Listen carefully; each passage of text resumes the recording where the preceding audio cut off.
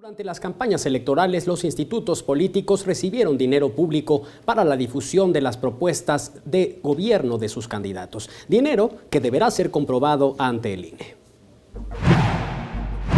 Este año los partidos políticos se repartieron una bolsa de 6.702 millones de pesos como parte del financiamiento que recibieron del Instituto Nacional Electoral.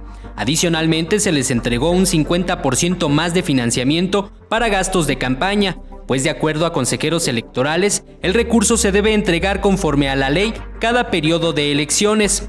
La fórmula para distribuir el financiamiento público está establecida en la ley desde hace más de 20 años y es la siguiente: el 30% de la bolsa total se distribuye a partes iguales, idénticas, sin importar el tamaño del partido político nacional, y el 70% restante se entrega en función de la votación válida emitida para la Cámara de Diputados en el proceso electoral previo. En ese sentido, el tope de financiamiento para la presidencia de la República en las campañas que concluyeron ayer es de 429.633.225 pesos.